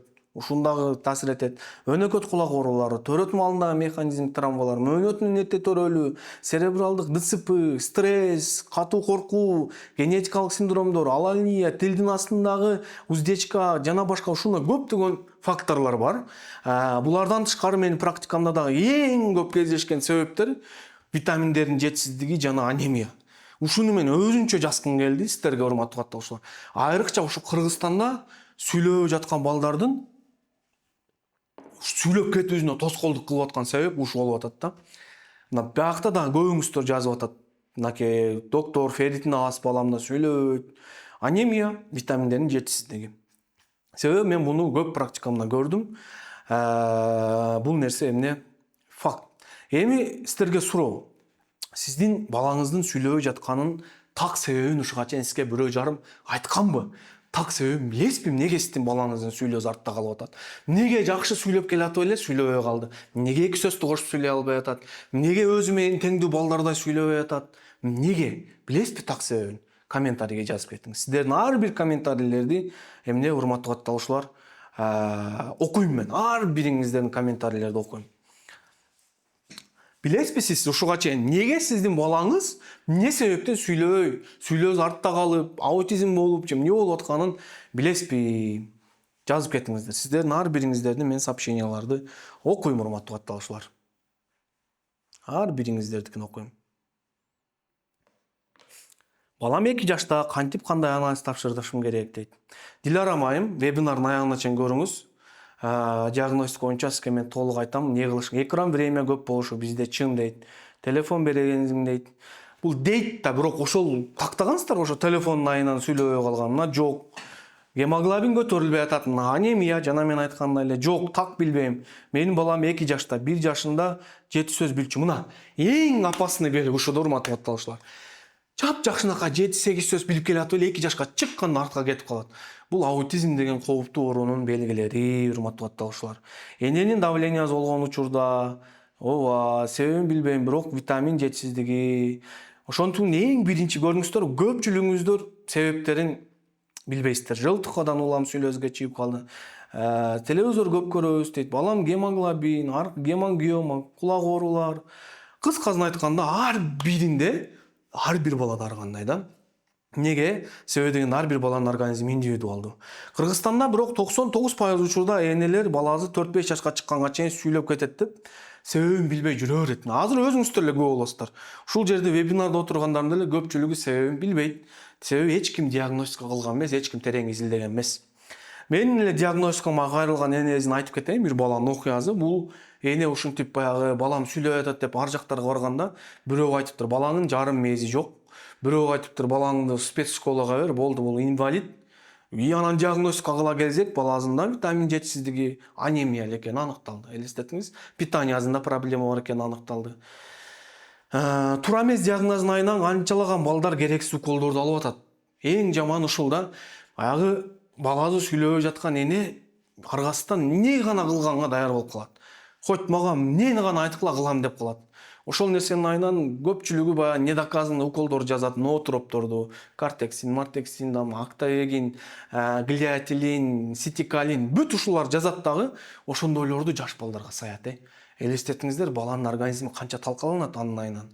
Канча бала страдайт этет, анын бөйрөгү эмне болуп атат, боору эмне болуп атат. Бул деген өтө чоң маселе, урматтуу атталуучулар. Балам 2 жашка чыкты, башында жакшы эле сүйлөп баштаган, бирок кайсы убакта сүйлөбөй калды, билбей калдым. Азыр түшүндүрөт, ата апа дейт, бирок бир нерсени толук түшүндүрүп айтпайт дейт. Көрдүңүздөрбү, бул дагы ушундай. Эң кооптуу белгилердин бири ушул да. Бала жакшынакай болуп келатып эле. Неге дегенде, бул жерде бала жашы өткөн сайын баланын организми витаминдерге, ферритинге муктаж болуп баштайт. Көп потребление кылып баштайт. Ушул учурда ата-энелер көп текшертпейт да, диагностика кылбайт. Анализ тапшыргандан коркушат, койчу баламы кыйнап. Күйөөсүн айтса, күйөөсү айтат, сен койчу баланын ишин текшерте бересиңби кыйнап. Канын тапшыр, сен жиндизиңби дейт. Жапжакшынакай эле жүрбөйбү балам дейт. Кайненеси айтат, сен балаң жакшы эле тиги кайнагаңын деле баласы сүйлөп кеткен үчүн сен деле балаң сүйлөп кетет. Бирөөлөр айтат, подружкасы, азыр бүт эле балдар сүйлөп атат, эчтеке кылбай эле кой деп жүрүп, баягы эне ар кимди угуп отуруп, көңүл коштуктун айынан убакыт өткөрөт. Анализин текшертпейт, мониторинг кылбайт, диагностика кылбайт. Ар ким ар нерсе десе жасай берет. Хауста эле нерсени, бирөө бир нерсени мактайт, аны жасайт, бирөө тигини мактайт. Мындайча айтканда, мындай план жок. Неге мындай болуп атат? Неге, кандай мындай? Изилдөөлөр негизинде эч ким мындай факт менен көрсөтүп берген эмес. Кыскасын айтканда, диагностика, бардык проблема ушу терең изилдеп, так себебин аныктап алгандан айынан келип чыгат, урматтуу катталуучулар. Ошондуктан мына кортексин алдык дейт, 10 күн массаж, электрофорез алып жатабыз. 1 жаш 10 айлык бала, элестетиңиздер. Кортексин деген укол чочконун мээлинен жасалган, канынан жасалган укол. Эч бир дүйнөлүк клиникалык изилдөөлөр ошо баланын даже ал чоңдорго сайган болбойт деп айтат. Элестетиңиздер. Ушуну мына өзүңүздөр көрүп атасыздар мына комментарийден. 1 жаш 10 айлык бала алып атат. Бул не дегендик ойлосоңуздар өзүңүздөр. Бул не дегендик? Бул кандай болуп калды мындайчы? Мындай дүйнө жүзүндөгү бүт кыйын деген врачтар эч кимиздин назначение кылбайт. Бүт ушу постсоветский учурдагы ушу биздикилер эле эптеп фарм бизнеске жана кылат дагы кыла берет. Ошондуктан, урматтуу катталуучулар, диагностика кылбай туруп мен дайыма айтам, балага эч нерсени жасай көрбөш керек. Диагностикасы жок, себеби жок, терең изилдөө жок, жасоо бул баланы түздөн түз өзүңүздөрдүн колуңуздар менен өзүңүздөр талкалаганга барабар да. Чынын айтканда, бизде ушундай деңгэл болуп калды. Мисалы, бир врачка барып кайрылсаңыз же башка кылсаңыз, лишь бы сизге кеңешин берип туруп, сиз менен контактты үзүүнүн гана жолу болуп калды. Лишь бы всё, мынакей мага келдиң, невропатолог деле. Мыналарды алда бар, кет дейт. Не болсун, дальше ошондой болду. Бирок бул медициналык жактан этикага да туура келбейт. И бул нерсе балага жардам бербейт. Жаш баланын организми бул мындай өтө жогорку кылдаттыкты, жогорку изилдөөнү, жогорку мындай көңүл бурууну талап кыла турган нерсе да. Эми мындай сиздер бул нерсени кылбасаңыздар, анда ким кылат, урматтуу катталуучулар. Ошондуктан бул өтө чоң мааниге. Сиздер дайыма суроо бересиздер, доктор, анда эмнеге мындай уколдор жазып атат? Эмнеге сунуштап атат? Дүйнөдө фармакология деген бизнес бар, мисалычы. Даже ошо бирок ушу кортексин, ноотроптор даже дүйнөлүк фармакологияда дагы отрицание алып, башка өлкөлөрдө даже сатылбайт. Элестетиңиздер. Жок, таппайсыздар. Мисалы, медицина өнүккөн өлкөлөргө барсаңыздар, эч бир врач сунуштабайт муну. Бирок бизде, Казакстан, Өзбекстан, Россия, Кыргызстан, бүт ушактагылар отур сунуштайт. Эң өкүнүчтүүсү, баланын мээзинде гематоэнцефалитский барьер деп коет. Ошондой челкалык болот. Бул уколдор ошол жерден дальше өтпөйт. жөн эле баягы организмге кыйноо да, бооруна күч келтирүү, еще канча бала стресс алат байкуш, баланын кыйнап жан башына укол алып. Ошондуктан мен диагностикага катталган пациенттерге, ушу балам сүйлөөсү артта калып аткан деген пациенттерге негизи эле таптакыр укол колдонууну, бир ушундай бир оор процедура, ушундайларды тескерисинче жолотпоого аракет кылам да. Баштарына бир токторду киргизип, электрофорезин кылып, тигини салдырып, тияка ташып баланы мындай ашыкча кыйноо, и так стресс алып аткан организмди еще кыйноо да булчу. Ошондуктан биринчи терең изилдеп, жакшы көрүп, эң биринчи базовый нерселерден башташ керек. Баланын тамагын жакшыртып, витаминдерин жакшыртып, сейилдөөсүн жакшыртып, эне менен болгон мамилесин жакшыртып, көбүрөөк сүйлөшүп, кыскасын айтканда мындай базовый нерселерден башташ керек да. Анан жөн эле бир нерселерди, дарыларды берип, пантагам, сантагам, кортексин, интиалан, там нелер бар. Иши кылса өтө көп азырчы. Андайлардан баланы сакташыңыздар керек. Баланы сиздерден башка эч ким сактай албайт. Мына серебрализин, бүт ноотроптор да, урматтуу катталуучулар. Чын. Любой адекватный врачка барсаңыздар, ноотроптор тилекке каршы далилденген эмес. Анда эмесе мен сиздерге айтып кетейин, так себебин билбеген айынан канчалаган ата-энелер акчасын түрдүү керексиз терапияларга кетирип атат, дарыларга кетирип атат. Мынакей практикамда кездешкен бир пациентиме, бир жерге барса, йод бер балаңа дептир. Йод берсең сүйлөп кетет дептир. Йод бергенден кийин баласы судорога болуп, комага түшүп, бараң зорго скорый чакырып отуруп эмне болгон экен, сактап калыптыр. Ошондуктан себебин билбей туруп ата-энелер балдарын түрдүү дарыларды берип, канчалаган балдардын нерв системасын азыр талкалап атат. Еще мына менин практикамда эле, мына мага жазылган эле катталуучумда, караңыздар. 30га чукул бат жазылган, элестетиңиздер. Балам сүйлөйт деп бирөөгө кайрылган экен, нутрициологко, элестетиңиздер мына.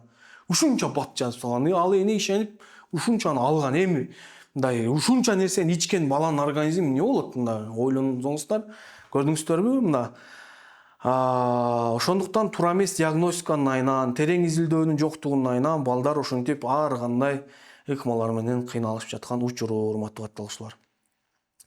Так, анда эмесе кеттик кийинки слайдка.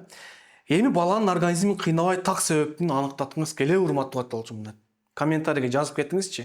Ушинтип ар кандай уколдор менен, витаминдер менен, ар нерселер менен, кереги жок нерселер менен кыйнабай балаңыздын организмин сүйлөбөй жатканын, неге мындай болуп атканын так диагноз койдуруп, так себебин аныктаткыңыз келеби? Комментарийге жазып кетиңиз. Сиздердин эмне пикириңиздер өтө чоң мааниге ээ. Анан бизде дагы урматтуу ооба дейт. Анан дагы бизде мен изилдедим да, мисалы, баласы сүйлөбөгөн баланын ата-энеси нелерди кылат? Бизде Кыргызстанда биздин баласы эгер сүйлөбөсө ата-энелер могу нерселерди кылат экен. Биринчи, массажга алып барат экен, эйбей терапияга алып барат экен, логопедке, сенсордук интеграция, томатис, биоакустикалык терапия, логомассаж, невропатолог, психиатр, нейропатолог, АФК, ТМС, микротоктор, пайдасы күмөн ноотроптор, пайдасы витаминдер, селен, йод, чөп-чарлар. Бизде Кыргызстанда баламы сүйлөтөм деген энелер ушундай нерселер жасайт экен да. Эми ушулардын баардыгы кайсынысы балага туура келет, кайсынысы туура келбейт. Диагностика жок, таптакыр билинбейт бул нерсечи. И урматтуу катталуучулар, азыр көбүңүздөр жазып атасыздар, менин балама массаж алдырып атам, электрофорез алдырып атам, башка депчи. Бирок тилекке каршы ал нерселер далилденбеген да. Ушундай чыгымдардан и ушинтип отуруп эле, тияк биякта отуруп эле бир 200 миңге чукул акчасын кетирип коет экен энелер. Ушундай чыгымдардан сактангыңыз келеби, урматтуу катталуучум? Жазып кетсеңиздер. Себеби дегенде бүт так себебин билбей эле ушуларды бүт өткүлө дейт да, бир жерге барсаңыз. Мисалы, ушулардын ичинен мен сиздерге честно айтып берейин.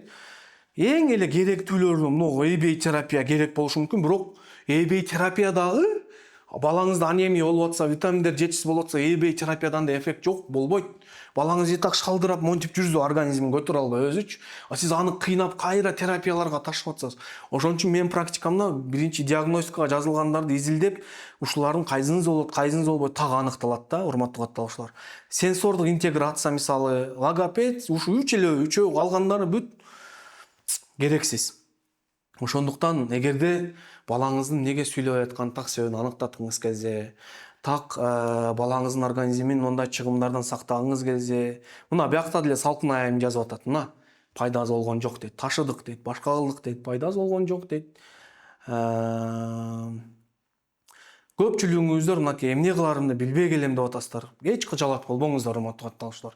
Мен сиздерге эмне кылыш керек экенин сөзсүз түрдө түшүндүрүп берем, урматтуу катталуучулар. Бир жылда ушинтип 200-300 миңге сомго чейин кетилип калат экен. Менин практикамда дагы 3 миңден ашуун ата-энени ушундай керектүү нерселерден сактадым, урматтуу. Практикамда ушу 5 жыл ичинде ушундай керексиз нерселерден сактадым. Буга чейин мен менен 5 жыл ичинде 3 миңден ашуун бала иштешип, ата-энелер ушундай нерселерден сакташты. Эми мен сиздерге конкретный пример көрсөтүп берейин. Бул Назар деген пациентим болчу. 5 жаш 6 айлыгында катталган диагностикага. Не деген бул ата-апасын айткан, балаң сүйлөбөйт деген, ЗПРР деген диагноз койгон, баштарын тарткан, бирөө суу бар дешкен, балаң башында суу бар, ошон үчүн сүйлөбөйт дешкен. Бирөөсү 3 жашында врачтарга каттап башташкан булар. Эги тарттырган, эпилепсия деген. Кыскасын айтканда 2 жыл убактыларын кетирген, бирок эч ким терең диагностика кылган эмес. Тилекке каршы убактысыз кетирип, диагностика билбей, не болгонун билбей, 2 жыл убакыт кетип калган. 2 жыл элестетиңиздер. Анан диагностикама жазылып не кылды? Баласына так диагноз койдурду. Баласында диагнозу функциональный сүйлөөнүн кечеңдөөсү болуп аныкталды. Ферритин деген зат, мен сиздерге жана айтып бердим, өтө аз экени аныкталды. Баланын башында эч кандай суузу жок экен, эненин коркусу кетти. Эне бүт өзүнө түшүнүксүз болуп аткан нерселерге толук жооп алды. Эпилепсия жок экенин аныктадык. Витаминдердин жетишсиздигин аныктап, витаминдерди толуктагандан кийин эми мына Назарды карасаңыздар, урматтуу катталуучулар, ушул жерде ушул Назар мына өзү, мен сиздерге азыр ушу видеону көрсөткүм келип атат да. Так. Азыр мен сиздерге көрсөтөйүн ушул видеону. Мынакей бул жерде Кулак. көрдүңүздөр, бул кулап атабы? Ана кулак. Кулак көрсөт. Ушул бала сүйлөбөйт деген, ушул кулагын, оозун көрсөтүп калды, көрдүңүздөрбү? Көзүм. Мына көзүм. Туура диагностиканын себептери. Бетим. Бетим, Тешим. Сүйлөп атат уже кадимкиде, өзүнүн денелерин таанып атат уже. Дилин чыгарып атат. Мойнум. Колум. Мына колум, 1, Сиздерге угулуп атабы, урматтуу? 3, 4, 5. Уже санап калды кадимкиде, көрдүңүздөрбү? Салам. Өпкөн күзөмдө. Бул уже кадимкиде эмоцияларын чыгарып, бала мындай.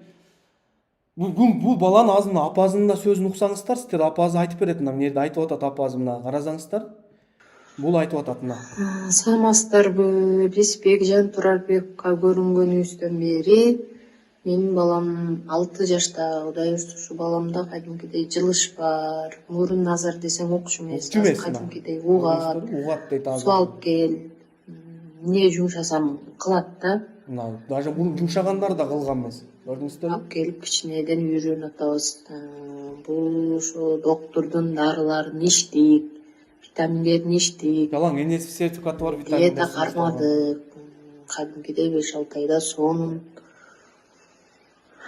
жылыштар кичинеден билинип келе жатат. Менин динамиканы кылып отуруп, азыр уже үйрөнүп атабыз. сөздөрдү үйрөнүп атат дейт. Мультик көрөм, ням жейм, банан жейм, 2 сөз, 3 сөздү кошуп сүйлөп калды. суу ичем. Ушундай сөздөрдү, кыска сөздөрдү таанып уже билип калдык да. Мурун агрессия кылып, укпай. Агрессия Ушундай болчу да. Укпай, көрдүңүзбү? Ушул доктурга аябай ыраазыбыз, терең ыраазычылык билдиребиз дагы жолу. Канча айтсак дагы бизге аз кылат. Бул эне чын жүрөгүнөн чыккан жазып атат. Терең ыраазыбыз. Кудайым сизге жооп турганга чоң рахмат. Кудайым сизге бекеринен жолуктурбаптыр. Ошо өзүмдүн апам дагы сизге терең ыраазычылык билдирип жатат. Сизге бекем ден соолук каалап жатат өзүм апам. Ишиңизге ийгиликтер болсун. Оорубаңыз, үй бүлөңүз менен аман болуңуз. Жана витамин китептериңизди да көрүп чыктым. Аябай сонун экен, аябай. Китеп Күчтүү, билимдүү, илимдүү, аябай. Дальше уже кете берели, убактыбызды кетирбей. Кыскасын айтканда өзүңүздөр көргөндөй, баласы сүйлөгөн, агрессивдүү болгон, бүт 2 жыл убактыларын көтүргөн, ар жерге ташып жүргөн. Ошонун айынан мына диагностикага катталып, мына ушу Назар деген мына ар жерлерге барып ушундай печаттарды алган, эмне гана кылбаган буларчы. Бирок эч ким диагноз койгон эмес. Ошо мынакей дагы диагностикадан өткөн энелердин пикирлери көрдүңүздөрбү? Себеби так диагноз коймоюнча баланы айыгуу мүмкүн эмес. Мынакей Алин айым мынакей баласын жана аутизм аркы берки деп коркутуп, терең изилдөө кылып, ошол себептен мына баласы айыкты. Кыскасын айтканда, урматтуу катталуучулар, бул туура диагноз баарын өзгөртө турган нерсе да. Туура диагноз бул баарын өзгөртөт деп мен дайыма айтам. Неге дегенде, бул болжолдоо эмес, пример эмес, анализ жана илим менен баланын сүйлөгөн чыныгы себебин аныктоо болуп эсептелет. Диагностиканын эң негизги максаты сиздин балаңыздын организминдеги ушуга чейин келген нерселерди баарын өзгөртүү болуп эсептелет, урматтуу катталуучу. Ошондуктан бул өтө чоң мааниге ээ. Эми мен сиздерге биякта сурап атасыздар, бул диагностикага кандай, нелер кирет деп. Диагностика нелерди камтыйт? Мынакей ушунча нерсени камтыйт. Мен булардын сиздерге ар бирин өзүн айтып кетем. Диагностикага катталуу, бул диагностика онлайн форматта өтөт.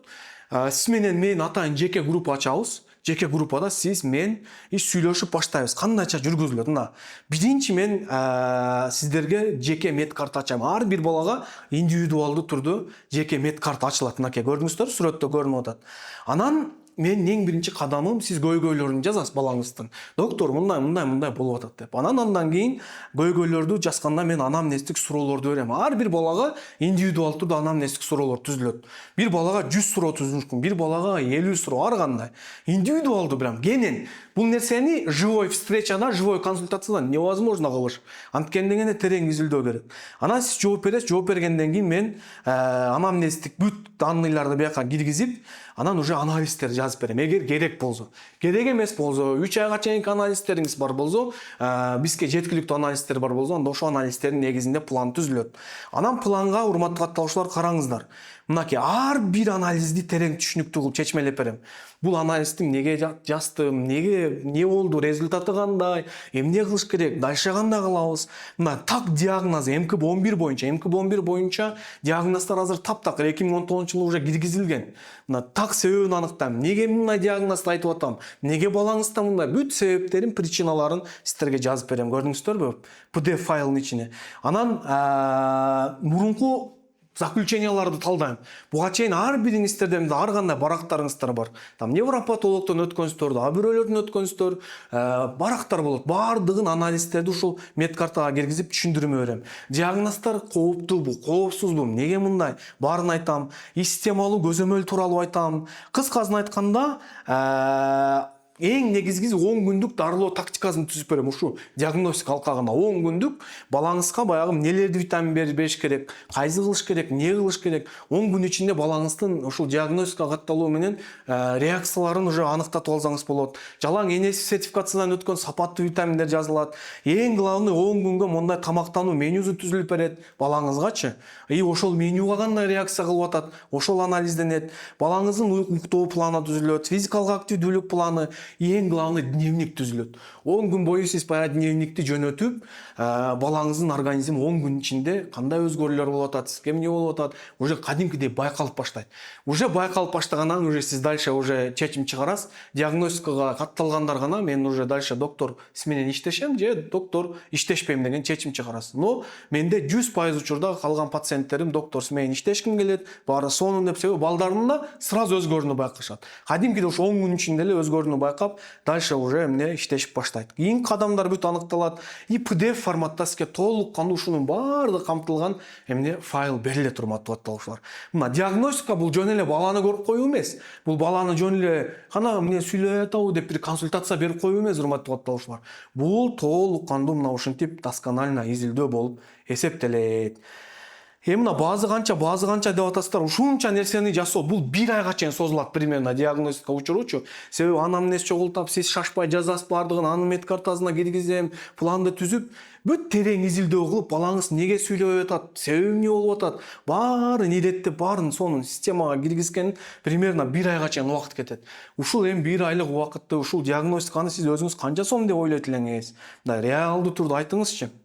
Бул диагностиканын эң негизги максаты, урматтуу катталуучулар, ушул сүйлөбөй жаткан балдардын ата-энелерин ар кандай жаман нерселерден, балдардын ден соолугун сактоо, дарылардан, уколдордон мындай туура план менен ушул биздин келечегибиз болгон балдардын ден соолугуна кам көрүп алабыз. эсептелет, урматтуу катталуучулар. Биринчи сиздерге баазын айтуудан мурун сиздерден сурагым келип атат. Кана сиздер кандай деп ойлойсуздар? Ушунча нерсени жасоо канча сом турат деп ойлойсуздар сиздер? Ушунча нерсени мындайды бизде Кыргызстанда пока эч ким жасабай тур. Эч ким мындай башын ооруткузу келбейт. Неге дегенде бул чынында өтө көп убакытты, өтө көп мээнетти, өтө көп аналитикалык изилдөөлөрдү, мисалы ар бир баланын организми индивидуалдуу болот. Ар бир балага тиешелүү кандай бир изилдөөлөр окулат, анализденет, салыштырылат. Ошонун негизинде гана эмне ушунча нерсе жасалат, урматтуу катталуучулар. 5000 сом дейт. Менин номерим дейт. Азыр мисалы урматтуу катталуучулар, жада калса жөн эле консультация алуу дагы 5000 сом болуш, 45000 сом дейт. Бир катталуучубуз туура тапты. 45000 сом. Мен сиздерге жана айтып кеткенде, урматтуу катталуучулар, бул туура диагностиканын айынан многу назардын апазы кандай өзүндөгү нерселерди сактанды. Жанагы катталуучубуз канча аутизм деген кооптуу нерселерден сактанды. Ушу туура диагностиканын айынан да 30 000, 40 000 болушу мүмкүн, 30 000. Менин бала номериме байланыш коюңузчу. Бишкекте Шахризада айым. Азыр сиздерге катталуу мүмкүнчүлүгү берилет. Бирок мен диагностикама бул өтө көп убакыт талап кылгандыктан көп баланы мен ала албайм, урматтуу катталуучулар. Өтө чектелүү гана орун алам. Ошондуктан бүгүнкү вебинарга катышып аткандарга өтө өзгөчө айтат элем, урматтуу катталуучулар, бул мүмкүнчүлүктү колдон чыгарбаңыздар. Анан бизде диагностика катталганда атайын официалдуу түрдө келишимдер түзүлөт. Сиздерге техникалык менеджер ушундай келишим жөнөтөт. Бардыгы ясна. Дагы бизди биринчи жолу көрүп аткандар, урматтуу катталуучулар, мынакей документтерди көрсөтүп коеюн сиздерге. Бул лицензиялар, мынакей биздин юридикалык каттоо, менин дипломдорум, повышение квалификацияларым бардыгы мынакей, урматтуу катталуучулар. Себеби дегенде көрсөтүп коюш керек экен. Неге дегенде кээ биркилер биринчи жолу көрүп атасыздар. Скидка кылып бериңиз. Бул ушул вебинарда катышкандарга өтө сонун скидка болот бүгүн, чынында. Себеби дегенде мен да каалайм сиздер ушунча убактыңыздарды кетирип, 1 саат бою отурасыздар. Ошого чын. Сиздер үчүн өзгөчө мүмкүнчүлүк, урматтуу катталуучулар, мынакей. Өзү негиз диагностиканын баасы 45 000 сом, бирок бүгүн катталам дегендерге 15 000 сом аркылуу катталсаңыздар болот. Катталыш үчүн, урматтуу катталуучулар, азыр сиздерде болгону 30 гана орун болот. Ушул вебинардын астына кнопка чыгат, катталуу деген. Ошол кнопкага кирип, ким биринчи 30 адам катталган болсо, ошолорго уже орун берилет. Ошондуктан эмне мүмкүнчүлүктү колдон чыгарбай калыңыздар. Эгерде диагностикасы жок кылсаңыздар, логопедке барасыз, невропатологко барасыз, кайра анализ тапшырасыз, дарынын үстүнө дары ичиресиз, так себебин белгисиз, натыйжа жок, результат жок. Бирок кантип 200 000, 300 000 кетирип койгоңузду өзүңүз билбей каласыз. Же акчаңызды үнөндөм десеңиз, балаңыздын ден соолугу талкалана берет. Так диагностика менен так себебин аныктайсыз, так диагноз койдурасыз, илимге негизделген, далилденген медицинанын негизинде план аласыз, 10 күндүк дарылоо тактикасын аласыз, меню, уйку, активдүүлүк мен менен эмне суроо жооп болот 10 күн ичинде диагностика аяктаганга чейин. Кантип катталам деп атасыздар. Мынакей ушул эле кнопканы, ушул вебинар болуп атпайбы? Астын карасаңыздар, урматтуу катталуучулар, мондай финик деп чыгат, азыр мен сиздерге көрсөтөйүн. Мынакей, мондай финик деп чыгат. Ушул жерден эле могу катталуу деген жерди басып эле өзүңүздөргө ыңгайлуу банкты тандап эле катталасыздар. Ушул эле видеонун астында катталуу деген кнопка турат. Бүгүн катталсаңыздар, урматтуу катталуучулар, так диагностика аласыздар, жеке анализдер, түшүнүктүү чечмелөө, мен жана көрсөткөн 10 күндүк дарылоо тактикасы белек катары сиздерге мына китептин электронный форматы жөнөтүлөт. Белек катары, урматтуу катталуучулар. Бүгүн катталгандарга гана бул 900 беттен ашкан китебимин электрондук форматта сиздерге жөнөтүлөт. Бул сатууда жок. Диагностика примерно 1 айга чейин созулат. Антипинтүү анализдер чыгып, андай-мындай болгонго чейин 1 айга чейин созулат. Ошондуктан сураныс сиздерден азыр мүмкүнчүлүктү колдонуп, орун алып коюңуздар. Неге дегенде азыр уже итак биякта 150 адам отурат. Орундар чектелүү, урматтуу катталуучулар. Анан биякта менеджердин номери дагы көрсөтүлгөн. Кимдир бирөө маршруткада болсо, башка болсо жазсаңыздар, сиздерге да реквизиттер жөнөтөт. Бирок эң тез форматы мынакей могу катталуу деген финик аркылуу кирип эле төлөм аткарып койсоңуздар болду, сиздер орун элеген болосуздар. Автоматтык түрдө техникалык менеджердин номерин өтөсүздөр, уже техникалык менеджер сизге уже толук маалымат берет. Назим айым, чекти ошол могу жерди карасаңыздар, могу финикте мына номерди көрсөтүп кеткенмин, ошо номерге эле жөнөтөсүздөр. Автоматтык түрдө сиздер перенаправление кыласыздар, баягы сиздерге техникалык менеджер эмне ачат, анан доступту группа ачып уже баштайбыз. Анан эң башкысы, ким азыр эгер катталууга акчам жок десе, бизде адал рассрочка дагы киргизилген. Но М-банкка кирип эле, мынакта адал рассрочка М-исламик табып эле, ушул жерде мынакей катталып 15 000 алып эле катталсаңыздар болот. Бирок бул боюнча менеджерге жазсаңыз, менеджерге мынакей ушул жакта турат кнопка, ал менеджер адал рассрочка менен айтат. Бирок сиздерге сунушум эмне азыр эле катталып финик аркылуу кириңиздер. Так, мына могу жерде номер турат. Могу ссылкага кирсеңиздер, катталуу деген ссылкага номер турат. Ошо номерге эле чек жөнөтөсүздөр. Мен азыр бияка дагы номерин жазып коеюн, урматтуу катталуучулар. Же модераторлор азыр сиздерге жазып кетет бияка дагычы. Же менеджерге жазсаңыздар, менеджер дагы сиздерге реквизит жөнөтөт, дароо катталасыздар. Азыр дагы эң акыркы кадам калды, урматтуу катталуучулар.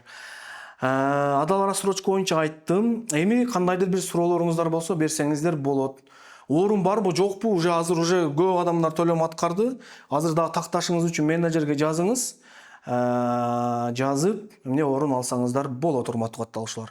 Эми биз сиздердин суроолоруңуздарга жооп берип кетейин. Офлайн жок, себеби дегенде бул нерсенин баарын офлайн жасоо мүмкүн эмес. Анткени менин максатым жөн эле баланы көрүп коюу эмес, менин максатым ар бир баланы терең изилдеп, терең план түзүп, ошого жараша эмне жардам берүү болуп эсептелет. Кошула албай атам дейт. Финикке кирбей атабы же эмне болуп атат? Назим айым 10 000 төлөп бирон кылсам болобу дейт. Ооба, бирон кылсаңыздар болот. Менеджерге жазсаңыздар, менеджер сиздерге реквизит жөнөтөт. Реквизит аркылуу бирон кылсаңыздар болот. Бул мүмкүнчүлүк бүгүн гана. Ким эгерде бүгүн катталам десе, 45 000 сом турган диагностиканы эмне 15 000 сомго ала аласыздар. Дагы ушундай сабак жана мүмкүнчүлүктөр бака белгисиз, урматтуу катталуучулар. Рассрочка боюнча мындай да. Рассрочка боюнча да менеджерге жазсаңыздар, лучше сиздерге жакшы түшүндүрүп берет. Мынакей могу М-исламикке кирип эле адал рассрочка дегенди базасыздар, одобрение кылгандан кийин медлит деп тапсаңыздар болот.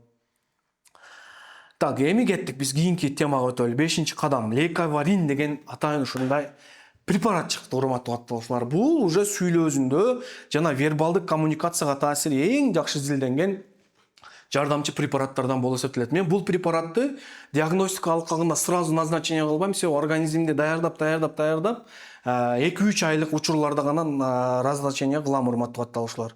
Так, рассрочка боюнча мынакей многу кнопканын астында менеджерге жазуу деп турат. Ушу видеонун астын карасаңыздар, ошо менеджер номерине жазсаңыздар, сиздерге рассрочка боюнча айтып берет, түшүндүрүп берет, баарын жөнөтөт, урматтуу катталуучулар. Себеби дегенде рассрочка менен азыр орун алып калыңыздар, качабы жок дегенде. Бул лейковарин деген фолин кислотасы деп коет. Айрыкча аутизм себептүү сүйлөө жаткан тил бузулушу бар, баягы мээзинде ошол фолиевая кислотанын сиңүүсүнө тоскоолдук кылган арган антителалардын айынан фолиевая кислота сиңбей жаткан балдарда өтө эффект берет. Бирок муну дагы, урматтуу катталуучулар, коопсуздугу жана чектөөлөрү боюнча айтсам, бул препаратты көп изилдөөлөр жакшы көтөрүлгөн. Мүмкүн болгон терс таасирлери дагы бар, ошондуктан муну дагы так диагностика кылып, диагностика аркылуу атайын антителаларды текшерип, балага ушу чын эле керекпи, жардам береби, анан аныктап турган бериш керек. Муну азыр жок доктор сүйлөтөт турбай эле бир жерге барып сатып алып бербеңиздер. Бул кооптуу болушу мүмкүн. Муну дагы так диагноздан кийин бериш керек. Ошондуктан сөзсүз түрдө коопсуздукту эмне изилдөө кылып диагностика алкаганда өш керек. Бул фолин кислотасы, витамин B9-дун активдүү формасы. Кадимки фолиевая кислотадан айырмасы, бул активдүү форматта жеңил сиңет мээге. Мээде фолат жеткирүү бузулганда жардамчы болушу мүмкүн.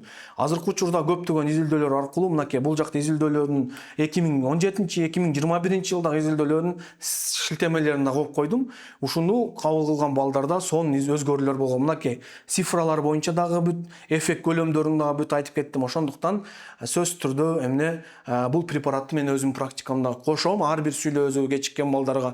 Бирок кошкондо өтө так изилдөө кылып, конкреттүү түрдө балага керекпи, керек эмеспи так аныктап, өзүнүн убагы келгенде эмне ушинтип кошом, урматтуу катталуучулар. Анан мета-анализдер, мынакей мета-анализдер боюнча айтсам, 4 плацебо контрольный изилдөө бар. Кимдерге көбүрөөк керек? Көбүнчө ошо аутизми бар. FRAA деген ошондо антителалар бар да балдарда. Ушул антителалар бөлүнүп чыгат дагы. Аут антителаларда бул баягы баланын мээзине фолиевый кислотаны жеткирбей блок коюп салат. Ошондуктан анализдер аркылуу аныкталса, ошондой балдарга бул оптималдуу болуп эсептелет.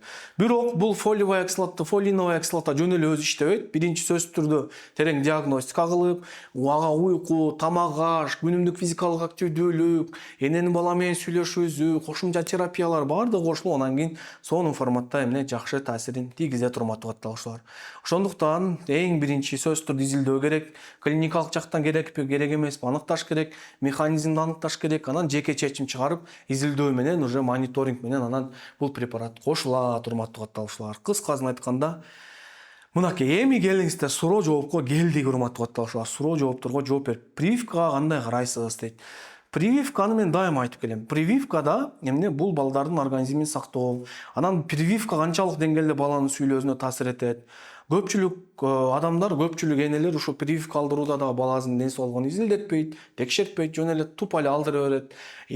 Прививканын да оригиналдары болот, дженериктер болот. Ошондуктан мен дайыма оригинальный гана прививкаларды алдырыңыздар. Бул балага коопсуз деп дайыма айтып келем урматтуу катталуучулар.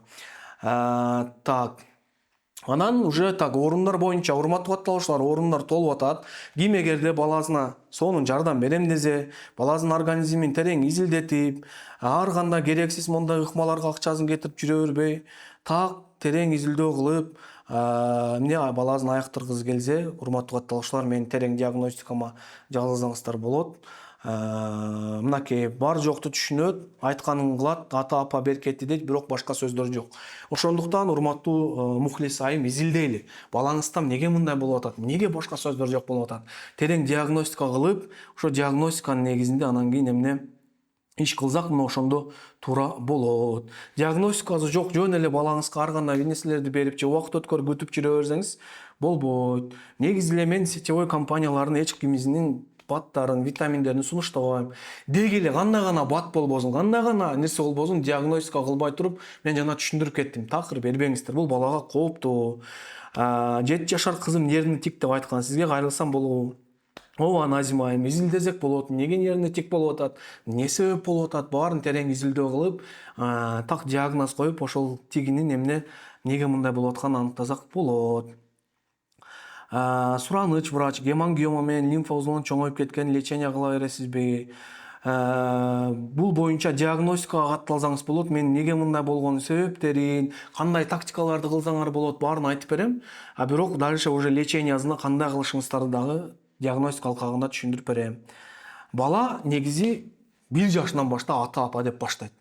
1,5 жаш, 2 жашка чукулдап калганда уже эки сөздү кошуп, полноценно эле уже сүйлөп башташ керек. Андай болбой атса, уже бул артта калуу. Ошондуктан урматтуу катталуучулар, сөзсүз түрдө бала эгер сүйлөбөй жаткан болсо, көнүгүүдө артта калып аткан болсо, бул нерсеге өтө чоң маани берип караш керек. Кандида и аммиак жөнүндө оюңузду айтсаңыз, булар жөн эле хайп урматтуу катталуучулар. Жөн эле баягы бирөөлөр чыгып алып эле баланы сүйлөтпөй аткан ушу кандида экен, аммиак экен, ушуларды эле тазалап антипаразитарный терапия деп тилекке каршы далилденген медицинанын антипаразитарный терапия эч кандай иштебейт. Бирок мен мисалы всегда сөзсүз түрдө ушул диагностикага катталгандардын балдардын организмин все равно текшерем, ПЦР алат калынан. Именно ошо кандиданын ДНКлары барбы жокпу аныкталат. Паразиттер барбы жокпу, все равно эненин жүрөгү тынч болуш керек да. Ар бир энеде бул суроо бар да, доктор, ушу менин балам ушул грибок себептүү, ушул паразиттер себептүү сүйлөп аткан жокпу деп кайрылат. Ошон үчүн всегда гельминтаскрин, протаскрин деген эки анализди дайыма сунуштайм. Неге дегенде биз билишибиз керек. Неге чын эле ошондой жокпу? Анан мен энелерге көрсөтөм, мынакей урматтуу катталуучум, балаңыздын паразиттерин текшердик, жөн эле үстүртө эмес, ДНКларын текшердик жадабыңызга. Бардыгы таза. Ошондуктан эч кыжалат болуштун кереги жок. Эң доказанный анализ ушу гельминтаскрин, протаскрин урматтуу катталуучулар. Чекти кимге жөнөтөбүз дейт? Чекти урматтуу катталуучулар, мен сиздерге азыр могу төлөм аткарганыңыздардан кийин могу номерге жазсаңыздар болот чектичи. Мен сиздерге азыр жазып коеюн. Кнопка бар. Ушул кнопкага кирип төлөм аткарсаңыздар, негизи өзү сразу сиздерге чек берет урматтуу катталуучулар. Мен сиздерге азыр техникалык менеджердин номерин дагы жазып коеюн.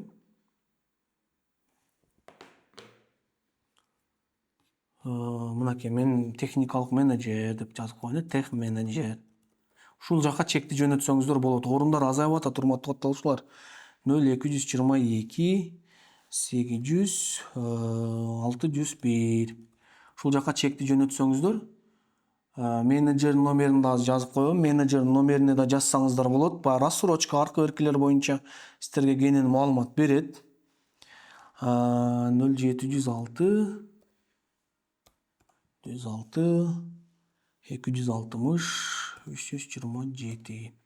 Мынакей бул менеджер номери. Ушул жака дагы кайрылып так, бuyuruz ушул айда көз жаран, тилекке каршы гепатит менен жабыркап келген врач төрө эле бир уколду алдырып койду. Алдыртып өзүңүз айтып коюңуз, сураныч бир эле сайышы 5000-6000 экен. Бул боюнча да Назгүл айымыздын организмин изилдөө кылып, ошого жараша иш кылыш керек. Менин бир кызым 1 жаш 7 айлык. Атын айтсак, кээде карайт, кээде карап апа деп эле сүйлөйт, башка сөздөр сүйлөбөйт. Айзерек айым сөзсүз түрдө изилдешибиз керек. Неге мындай болуп атат? Может тугоухость бар, может кулагы жакшы укпайт, может там анемия, может кандайдыр бир башка себептер бар. Ошого сөзсүз түрдө могу диагностикага бүгүнкү берилген мүмкүнчүлүктү пайдаланыңыз дагы, диагностикага катталып изилдетиңиз кызыңызды. Азыркы учуру эң оптимальный учуру. 2 жашка чейин изилдетүү өтө сонун. Кызым 2 кулагын жаба берет. Аутизмдин белгилери ол стим деп коет, стим. Ушинтип өздөрүн успокаивающий колдорун тетиретип, кулактарын жаап, ошондуктан сөзсүз түрдө изилдеш керек. Умственный отсталость изилдөө кылып, организмин көрүп, ошого жараша план түзүлүш керек. Любой ооруну дарылаш керек, аракет кылыш керек, урматтуу катталуучулар. Доктор 2 балам 2 төлөм жасайм. Жесилка кылып бересизби? 4 жаш уулум, 7 жаш кызым. Негизи ар бир балага өзүнчө төлөм, урматтуу катталуучулар. Ар бир балага анткени дегенде өзүнчө мед карта ачылат, өзүнчө план түзүлөт. Ошондуктан менеджерге жазсаңыз сизге эмне берет. Рассрочка боюнча ошол менеджерге жазып койсоңуз сизге жооп берет. Азыр өтө көп адамдар жазып аткандыктан жетишпей жатат.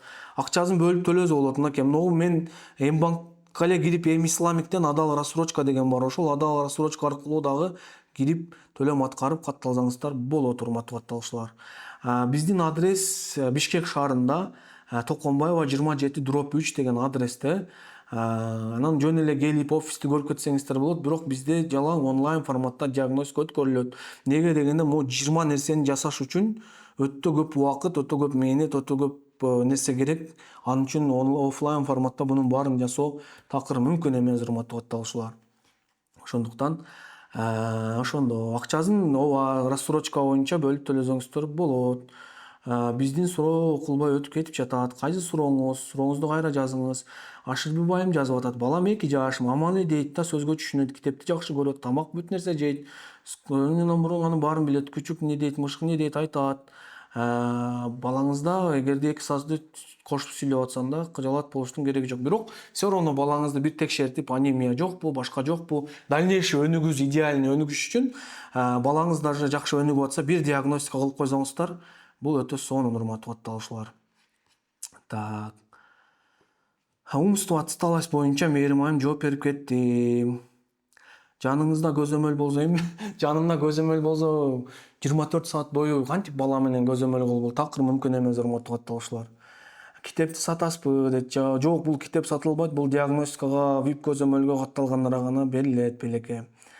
Ошондуктан ким эгерде бүгүн диагностикага каттала турган болсо, мына ушул китептин электрондук форматта сиздер ала аласыздар. Ушул китептин электрондук форматында. Анан китеп форматында уже ал VIP көзөмөлдөгү пациенттерге гана берилет ал. Ошондо, урматтуу катталуучулар. Анда эмесе сиздердин баардык суроолоруңуздарга жооп берип кеттим, Эгерде кандайдыр бир суроолор болсо дагы жазып калсаңыздар болот. Сиздердин суроолоруңуздарга жооп берип кетем. Уже орундар калбай баратат, урматтуу катталуучулар. Ошол себептүү төмөнкү финикти басып, мынакей мен сиздерге могу жакта скринде көрсөтүп коеюн. Финикти басып, ошол жактан төлөм аткарып, бүгүн жетишип калсаңыз болот, бүгүн катталып. Бул сиз үчүн өтө сонун мүмкүнчүлүк, мынакей. Ушул жакта киргенде мына номери да турат техникалык менеджердин, өзүңүзгө ыңгайлуу жерден төлөм аткарып жүргүзө бересиз.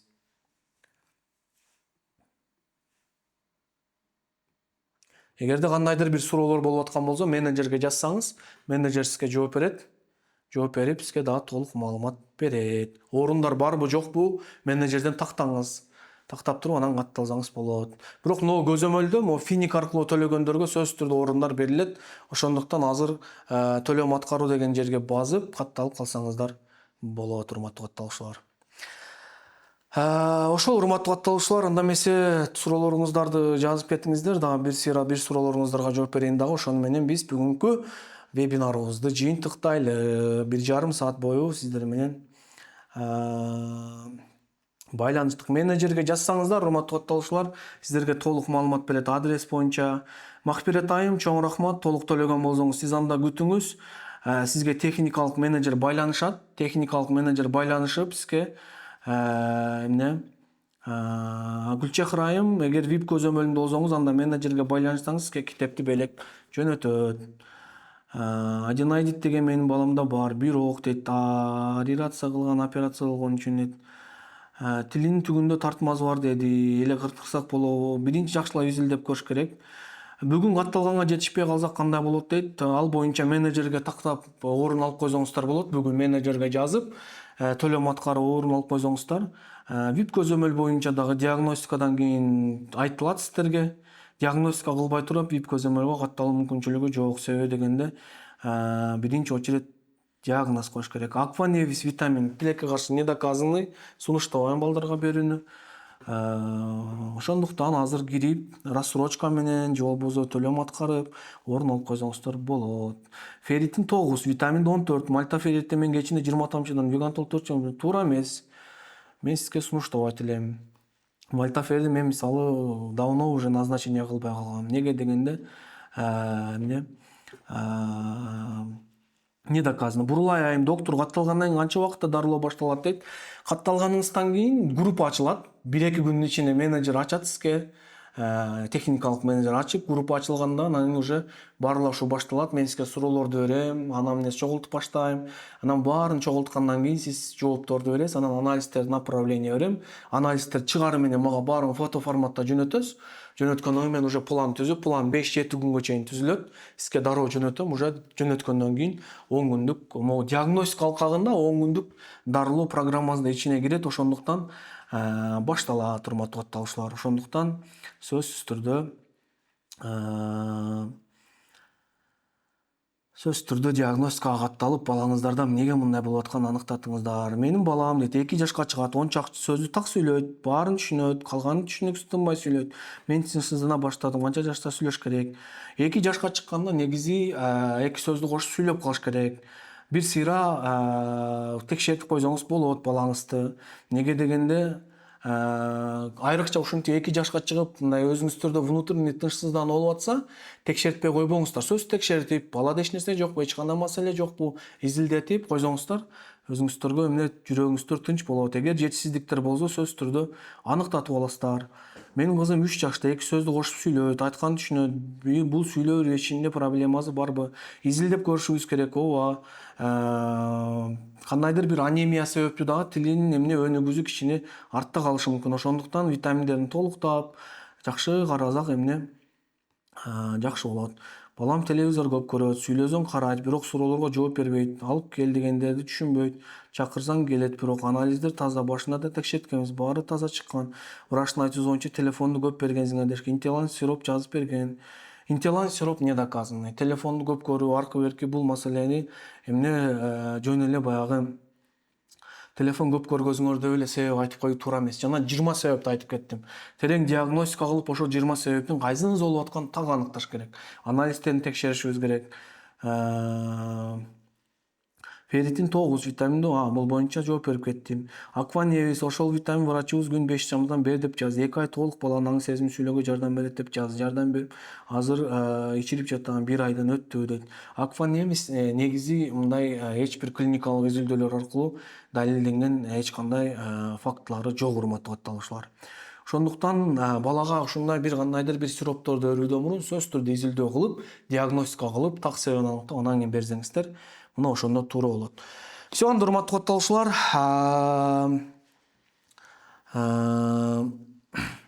Ким эгерде диагностикама жазылам десеңиздер, менеджерге жазыңыздар номерин. Азырда мүмкүнчүлүк бар катталууга, бүгүнкү мүмкүнчүлүктү колдон чыгарбаңыздар. Неге дегенде бүгүн мына сиздерге жоң гана 30 гана орун бааны белек китеп аласыздар, плюс 45 миңдин ордуна болгон 15 миң сомго жазыла аласыздар. Мынакей уже кээ бир катталуучулар предоплата кылып эмне катталып орундарды алып атат, урматтуу катталуучулар. Ошол себептүү эмне тезирээк мүмкүнчүлүктү пайдаланып калыңыздар.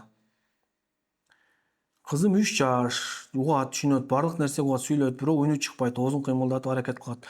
Мен сиздерге жана көрсөттүм эле го, могу сүйлөөдө борборлор бар деп көрсөттүм го баягы жана башындачы. Мисалы, мына ферритингге келгенде карасаңыздар, балада сүйлөө борбору болот да, көрдүңүздөрбү?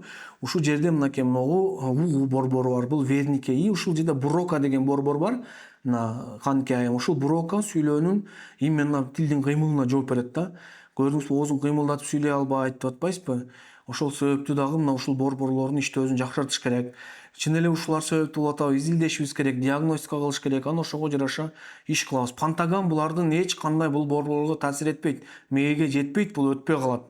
Жанагындай ноотроптор, ар кандай сироптор эч кандай пайдасы жок алардын. Ноотроптор аппетитти азайтышы мүмкүн, ашказанына оор зыянын тийгизиши мүмкүн. Ошондуктан жөн эле ноотропторду берип баланы кыйнабаш керек, урматтуу катталуучулар. Бул өтө чоң мааниге ээ. Так, анда эмесе сиздердин баардык суроолоруңуздарга жооп берип кеттим, урматтуу катталуучулар. Эгерде кимде кандайдыр бир суроолор калып калган болсо, төмөндө менеджердин номери көргөзүлгөн, кнопкага жазып дагы суроолоруңуздарга жооп алсаңыздар болот. Анда эмесе баарыңыздарга ийгилик. Кийинки вебинардан көрүшкөнчө амандыкта туруңуздар. Сиздер менен болгон мен Бекчан Турабеков, урматтуу катталуучулар.